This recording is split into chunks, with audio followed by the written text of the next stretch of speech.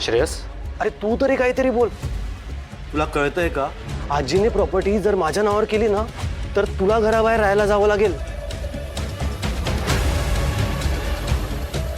आणि तुझ्या नावावर केली तर मला जर घराबाहेर राहायची वेळ आली ना तर मी सगळं शून्यापासून उभं करायला तयार आहे. काहीच हरकत नाही. हा, पण आजीने जर सगळं माझ्या नावावर केलं तर तुला घराबाहेर पडण्याची वेळ येणार नाही.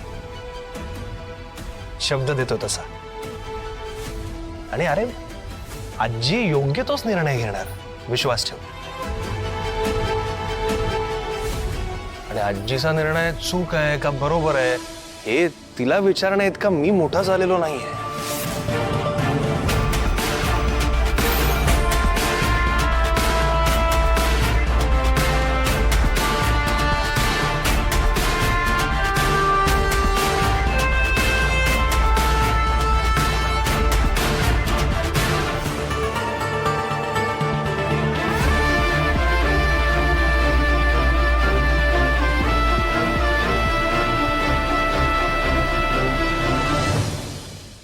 एक मिनिट हा, येईलच ते इतक्यात. वकील साहेब, थँक्यू सो मच. आम्ही तुम्हाला बोलवलं आणि तुम्ही तुमची सगळी कामं बाजूला सारून आलात.